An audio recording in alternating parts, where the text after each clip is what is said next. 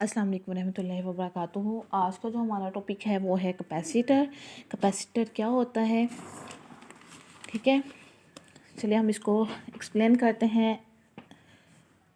अगर मैं इसकी डेफिनेशन लिखूं तो होता है the device used for storing storing किस चीज़ की स्टोरिंग, इलेक्ट्रिक चार्ज की, क्योंकि हम अभी तक इलेक्ट्रिक चार्ज का पढ़ते आ रहे हैं, तो ये अभी फ़िलहाल उसी का ही टॉपिक जा रहा है। The device use for storing electrical charge is called capacitor. Capacitor ऐसी डिवाइस, ठीक है, ऐसी डिवाइस है जो क्या करती है, इलेक्ट्रिकल चार्ज को स्टोर करती है। अब ये कैसे स्टोर करती है इसका आपको बताती हूँ।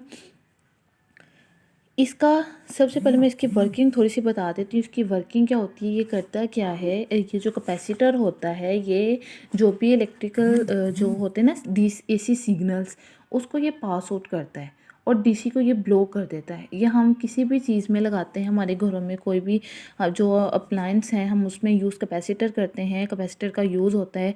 तो वो ये क्या करता है, ये एसी सिग्नल्स को अलाउ करता है और डीसी को ये ब्लो कर देता है। जाहिर सी बात है कि ये करंट सोर्स से ये चार्ज होता है, ये इलेक्ट्रिकल चार्ज को स्टोर करता है।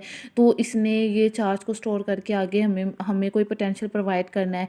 तो फिर जिस तरह हमारे मोबाइल्स हैं, हमारे मोबाइल में भी कैपेसिटर का यूज़ होता है और बहुत सारे इंस्ट्रूमेंट्स हैं जिनमें होता है।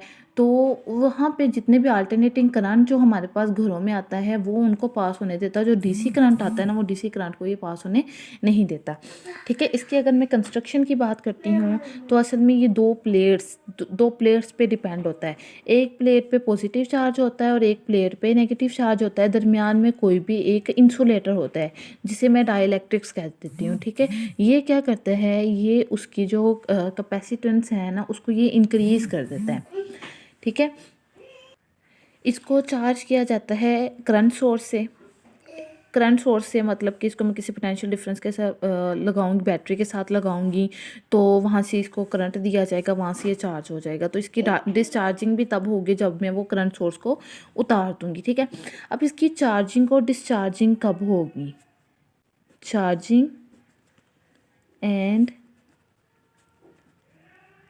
डिस्चार्जिंग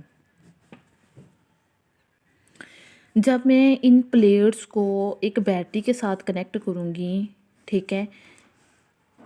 ये पॉजिटिव टर्मिनल है, ये नेगेटिव टर्मिनल है। करंट जाएगा, यहाँ पे मौजूद जो इलेक्ट्रॉन्स हैं वो क्या करेंगे, वो लॉस करेंगे। जब वो लॉस होते हैं इलेक्ट्रॉन्स तो वहाँ पे पॉजिटिव चार्ज आ जाता है, ठीक है। इसके ऊपर पॉजिटिव चार्ज आ जाएगा। अब यहाँ पे इस प्लेट पे डेफिशिएंसी क्रिएट हो गई है। जाहिर सी बात है कि हमने ये चीज़ पढ़ ली हुई है कि जब हम पॉजिटिव चार्ज को क्रिएट करेंगे तो नेगेटिव चार्ज वहाँ पे खुद ब खुद बनता होगा। मतलब कि अगर मैंने 1.6 × 10⁻⁹ कूलम कौन से नेगेटिव चार्ज कि मैंने क्रिएट किया तो उसके बिल्कुल मुकाबले में ये चीज़ क्रिएट होगी, क्योंकि ये फिनोमिना है, ये नेचुरल फिनोमिना है हमारे पास, ठीक है। ये कुदरतन होता है, कुदरत की तरफ से है कि जब मैं कोई पॉजिटिव चार्ज क्रिएट करूँ तो नेगेटिव उसका बिल्कुल ऑपोजिट वहाँ पे क्रिएट होना है। डिफिशिएंसी की वजह से ये क्रिएट होगा। इंडक्शन की भी बात की जाए, अगर किसी भी, जिस तरह मैंने आइसोलेटेड का बताया था, थोड़ा सा ऐसे कंडक्टर का बता देती हूँ कि इसके ऊपर पॉजिटिव चार्ज पार्टिकल्स हैं, तो मैं क्या करूँगी, इसके पास कोई भी नेगेटिव कोई चीज़ लेकर आऊँगी जिसके ऊपर नेगेटिव चार्ज है, तो सारा पॉजिटिव चार्ज इधर आके इकट्ठा हो जाएगा। तो उसकी डेफिशिएंसी की वजह से खुद ब खुद यहाँ पे नेगेटिव चार्ज इंड्यूस होगा, ठीक है। तो डेफिशिएंसी की वजह से यहाँ पे नेगेटिव चार्ज पैदा हो गया। अब यहाँ पे क्या है, ये किस चीज़, ये क्या करता है, ये कंसंट्रेट करता है इलेक्ट्रिक फील्ड को। तो यहाँ पे इलेक्ट्रिक फील्ड प्रोवाइड खुद ब खुद, यहाँ पे जब पॉजिटिव चार्ज नेगेटिव चार्ज तो यहाँ पे इलेक्ट्रिक फील्ड बनेगी, ठीक है। तो होगा क्या कि जब मैंने इसको बैटरी के साथ कनेक्ट किया, इसमें जो मेरे पास आए इलेक्ट्रॉन के लॉस्ट हुआ है, तो एक प्लेट से उसका बिल्कुल उसी साइड पे डेफिशिएंसी की वजह से अपोजिट चार्ज है वो क्रिएट हुआ, जिसकी वजह से इलेक्ट्रॉन का ये जो है ना करंट का फ्लो इसमें शुरू हो गया। तो इसको हम कहेंगे कि सॉरी, करंट का फ्लो नहीं शुरू हुआ, ये क्या करेंगे, रीडिस्ट्रीब्यूट करते जाएंगे इलेक्ट्रॉन को एक प्लेट से दूसरी प्लेट की तरफ। तो तब मैं कहूँगी कि ये मेरे पास चार्जिंग हो रही है। ये किसकी वजह से हो रही है, ये bye current source source, current की वजह से कोई करंट सोर्स लगाया जिसकी वजह से जो चार्ज है ना इसकी डिस्ट्रीब्यूशन हो रही है। उसके बाद हम बात करते हैं डिस्चार्जिंग की। तो जैसे ही मैंने ये जो करंट सोर्स को उतारा तो ये मेरे पास डिस्चार्जिंग वापस जो है वो शुरू हो गई। When the conducting path is provided between the plates. यहाँ पे देखो, बुक में थोड़ा सा देख लेते हैं, ठीक है। कहते हैं the charge on a plate needed to concentration because number of an electron gathered on one plate is equal to the number of electron lost by the other plate। मतलब एक तरफ से वो लॉस कर रहे हैं और दूसरी तरफ से उसको गेन कर रहे हैं। तो जब गेन करे तो नेगेटिव चार्ज आ जाता है, जब लॉस करे तो पॉजिटिव चार्ज आता है, ठीक है। The distribution of electron from one plate to the other plate by current source is called the charging of capacitor. The capacitor discharging when conducting path is provided between the plate. हम उसको conducting path provide कर देंगे कि चलो जी अब यहाँ पे connection शुरू हो गई, अब यहाँ से वो अपने मतलब के चार्ज को लेकर यहाँ से निकलो तो मतलब डिस्चार्जिंग होनी शुरू होगी कि वहाँ पे अब इलेक्ट्रॉन्स हैं वो ख़त्म होने शुरू हो जाएंगे। अच्छा, उसके बाद में है, ये मैंने आपको बता दिया है। उसके बाद में अगर मैं कहूँ कि ये किसकी वजह से हुआ, मैंने एक बैटरी लगाई जिसकी वजह से यहाँ पे चार्ज पार्टिकल्स हैं वो पैदा हो गए। मतलब कि बैटरी लगाई तो चार्ज पार्टिकल पैदा हुए, बैटरी जितनी ज़्यादा होगी उतने चार्ज पार्टिकल्स पैदा होंगे। तो ये मेरे पास है, इसका साइन आ गया कि वोल्टेज बढ़ाने से चार्ज पार्टिकल बढ़ेंगे। अगर मैं कहूँ दूसरे लफ्ज़ों में कि चार्ज पार्टिकल बढ़ाने से वोल्टेज, ये वो दोनों एक ही बात है, ठीक है। अब यहाँ पे मेरे पास ये क्या है, ये मेरे पास प्रोपोर्शनैलिटी का साइन है। अगर मैं प्रोपोर्शनैलिटी का साइन ख़त्म करती हूँ तो कोई भी मेरे पास एक आती है कांस्टेंट। कोई भी कांस्टेंट वो डिपेंड करता है कि हम कौन सा काम कर रहे हैं उसके लिहाज से।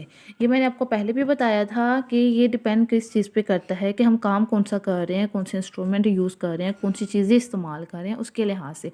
तो यहाँ पे इसके लिहाज से यहाँ पे जो कांस्टेंट आएगा वो आएगा सी। अब सी यहाँ पे क्या है, सी मेरे पास है कैपेसिटेंस। कैपेसिटेंस किसकी, जो कैपेसिटर हम यूज़ कर रहे हैं उसकी, ठीक है। इसको हम कैपेसिटेंस ऑफ अ कैपेसिटर बोलेंगे। अगर मैं यहाँ पे सी की वैल्यू लगाती हूँ तो सी मेरे पास बन जाएगा Q/V, ठीक है। कि ये मेरे पास क्या है, सी मेरे पास क्या है Q/V। तो अगर मैं कहूँ कि जो चार्ज स्टोर हुआ है इस प्लेट में वो होगा मेरे पास, अगर वो 1 कूलम है स्टोर हुआ है, उसका उस वक़्त उसका जो पोटेंशियल था वो 1 वोल्ट था, तब जो इसकी कैपेसिटेंस होगी वो 1 फैरड होगी, ठीक है। तो इसका यूनिट क्या है, फैरड। मतलब अगर मैं इसकी बात करती हूँ यूनिट की, चार्ज का यूनिट कूलम, इसका यूनिट वोल्ट, तो कूलम पर वोल्ट मेरे पास फैरड के इक्वल होता है, ठीक है। अब ये फैरड एक बड़ा यूनिट है, इसकी मल्टीपल यूनिट्स भी हो सकते हैं जिस तरह के micro farad, nano farad, pico farad. तो यहाँ पे इसके मल्टीपल यूनिट्स भी हो सकते हैं। अच्छा, वो कहता है कि जो कैपेसिटेंस है वो किन किन चीज़ों पे डिपेंड करती है। कैपेसिटेंस है वो डिपेंड करती है हमारे पास एरिया ऑफ प्लेट्स, कि जो मेरे पास कैपेसिटर हम यूज़ कर रहे हैं उसका एरिया कितना है, जो प्लेट्स यूज़ कर रहे हैं उसका एरिया कितना है। बड़ा एरिया होगा, लार्ज प्लेट होगी तो कैपेसिटेंस बढ़ेगी। सही सी बात है कि चार्ज ज़्यादा स्टोर होंगे उन पर तो उसकी कैपेसिटेंस है वो इंक्रीज होगी। सेपरेशन ऑफ प्लेट्स, अगर मेरे पास स्मॉलर सेपरेशन है, बिल्कुल क्लोज है, जाहिर सी बात इलेक्ट्रिक फील्ड लाइन स्ट्रॉन्ग होंगी तो उसकी कैपेसिटेंस बढ़ेगी। अगर दूर दूर कर दिए जाएंगे तो उसकी कैपेसिटेंस डिक्रीज हो जाएगी। डाइलेक्ट्रिक मीडियम पे भी डिपेंड करता है कि जो कैपेसिटेंस के अंदर हम इस पैरेलल प्लेयर्स के अंदर हमने कोई इंसुलेटर रखा, कोई भी डाइलेक्ट्रिक मीडियम रखा, उस चीज़ पे भी डिपेंड करता है, उसकी वजह से जो कैपेसिटेंस है वो तब भी इंक्रीज़ हो जाएगी।